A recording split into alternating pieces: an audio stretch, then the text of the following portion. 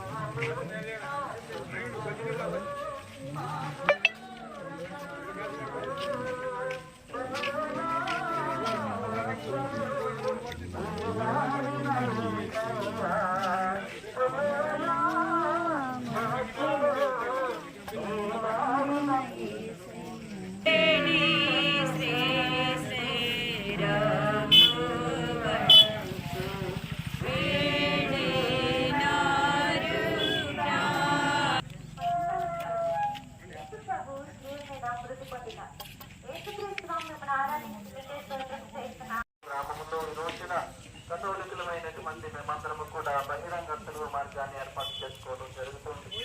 బహిరంగ తెలుగు మార్గం అంటే యేసు ప్రభువు అనుభవించినటువంటి శ్రమలను మేము ఆయన మనందరి కోసమే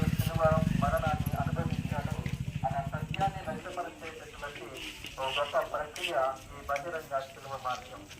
యేసుక్రీస్తు ప్రభు ఎందుకు శిలువ మీద మరణం పొందాల్సి వచ్చింది అన్న ప్రశ్న వేసుకున్నప్పుడు దానికి ఎన్నో కారణాలు ఉండవచ్చు, లేదా మత ద్వేషాల వల్ల ఆయన శిలువ వేయబడవచ్చు అన్న ఆలోచనలు మనకు రావచ్చు. కానీ యేసుక్రీస్తు ప్రభు శిలువలో మరణించింది నిన్ను నన్ను లేవనెత్తడానికి, పాప ఊపిలో ఉన్నటువంటి మనందరికీ విమోచన కలిగించడానికి. ఈ లోకంలో ఈ చరిత్రలో ఏ వ్యక్తి కూడా మరణించిన తర్వాత సజీవంగా లేవటాన్ని మనం ఎప్పుడు కూడా కాంక్షము.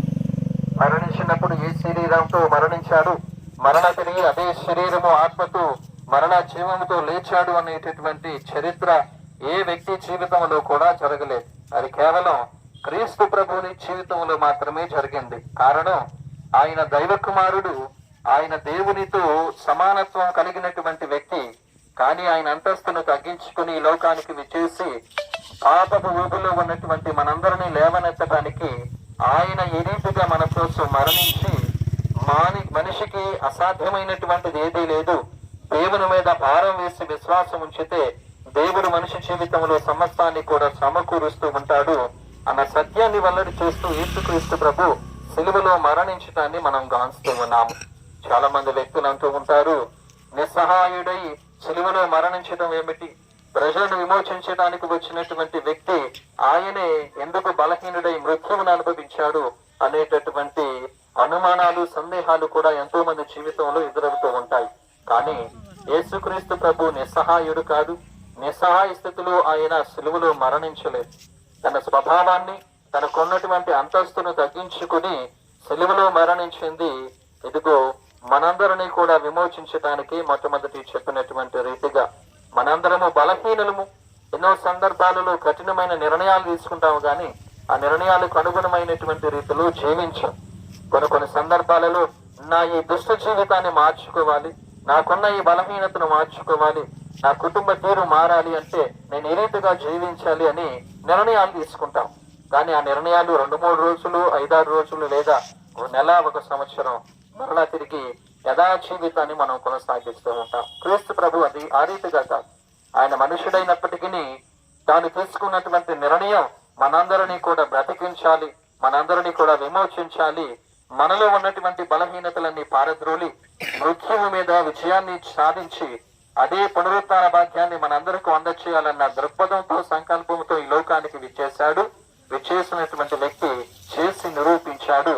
మనల్ని కూడా అదే బాటలో ప్రయాణం చెయ్య మనకంటూ ఒక సుమాతృకను అనుగ్రహించాడు. ఆ సుమాతృకే ఈ రీతిగా, ఈ సిలువ మార్గం రీతిగా, ఈ బహిరంగ సిలువ మార్గం రీతిగా మనందరము కూడా కొనియాడుతూ ఉండగా మరొకసారి ఆ సిలువనాథునికి మన యొక్క గ్రామాన్ని సమర్పించుదాం, మన కుటుంబాలను సమర్పించుదాం, మన కుటుంబాలలో ఉన్నటువంటి సమస్యలను, కష్టాలను, ఇబ్బందులన్నిటినీ సమర్పించుదాం. సిలువనాథుడు మనల్ని లేవనెత్తడానికి వచ్చాడన్న సత్యం మనకు తెలుసు. ఆయన మనల్ని విమోచిస్తాడు, మన సమస్యలకు పరిష్కారం అందిస్తాడన్న సత్యం కూడా మనకు తెలుసు. కాబట్టి యాత్ర ముందుకు కొనసాగుతూ ఉండగా మన గ్రామాన్ని, ప్రత్యేకంగా మన గ్రామంలో ఉన్నటువంటి ప్రతి వ్యక్తిని దేవుడు ఆశీర్వదిస్తూ ఆయురారోగ్యాలతో దీవిస్తూ మనందరి తలంపులను నెరవేరుస్తూ అనేకమైనటువంటి అనుగ్రహాలతో దీవించా.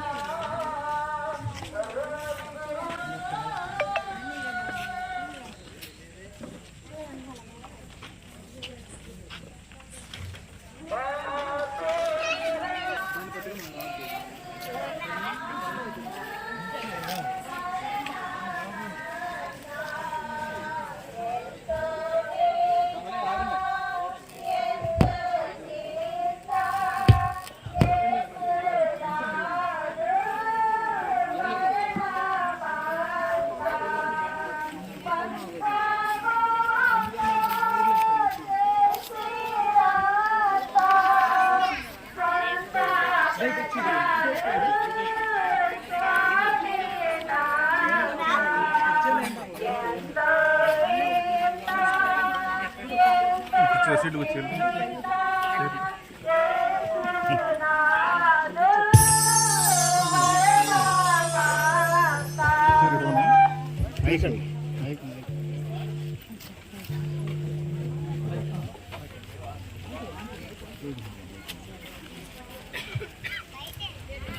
దయచేసి ముందుకు వచ్చి కూర్చోండి, చాలా స్థలం ఉంది. ముందుకు వచ్చిన వాడు దయచేసి ముందుకు రండి. అందరూ కుర్చీల కోసం చూడొద్దు, అందరూ కుర్చీల కోసం చూడొద్దు. చివరి ప్రార్థన ఉంది, చివరి ప్రార్థనకు దయచేసి మోకరించండి. పాపులైనా దీనులారా దాపు చేరి కొల్వారండి, పాపదోష నీరునే. జపము. హా రక్షకుడా, లోక రక్షణము కొరకు మీరు యూదుల వలన తిరస్కరింపబడను, ద్రౌపదియగు యూదా ముద్దు వలన శత్రువులకు చూపింపబడను. అనాసు, కైఫాసు, పిలాతు, హేరోదు వారుల ముందర అవమానముగా ఒప్పగింపబడను. అబద్ధ సాక్ష్యముల వల్ల నేరము మోపబడను, కొరడాలతో కొట్టబడను, ఉమ్మీయబడను. మీ తలపై ముండ్ల కిరీటము పెట్టి మీ వస్త్రములు తీసి మేము స్లేవ మీద కొట్టి ఈట చేత పొడచి తెరవబడను చిత్తగించి తిరుగు. నేను మహాపాపిగా ఉండినను నేను ఇప్పుడు స్మరణ చేసిన మీ తిరుమరణమును దేవుని వారు చూచి నరక బాధలలో నుండి నన్ను కాపాడండి. మరియు మీ ప్రక్క శిలువ మీద కొట్టబడి మనస్తాపబడిన దొంగవాణిని తీసుకుపోయిన స్థలములకు నన్ను తీసుకుని పొండి. ఆమేన్. పరిశుద్ధ పౌరు గారి తలంపు కొరకు పరలోక జపము, మంగళవారత జపము, ఉదయ స్తోత్రాన్ని వేడుకుందాం. పరలోకమందున్న మా తండ్రి, ఈ నామము పూజింపబడుగాక, రాజ్యము వచ్చుగాక, నీ చిత్తము పరలోకమందు నెరవేరినట్లు భూలోకమందు నెరవేరునుగాక. ఆనాటికి కావలసిన మా అన్నను మాకు నెటిగా గ్రహింపుము, ఆయుధాపబడిన వారిని మేము మన్నించినట్లు మా అప్పులను మీరు మన్నింపుము. మా శోధని యందు ప్రవేశింపనివ్వక అగ్నిల నుండి మమ్మల్ని రక్షింపుము. దేవవర్గ సాధము చేత నిన్న మరియు మా వందనము. ప్రభు మీతో ఉన్నారు, స్త్రీలలో ఆశీర్వదింపబడిన వారి వీరే, ఈ గర్భఫలము చేస్తూ ఆశీర్వదింపబడిన వారి వీరే. పరిశుద్ధ మరియు మా సర్వేశ్వరుని యొక్క మాత, పాపాత్మమైన మా కొరకు ఎప్పుడును మా మరణ సమయమందున ప్రార్థించండి. ఆమేన్. పితా పుత్ర పవిత్రాత్మకు మహిమ కలుగునుగాక.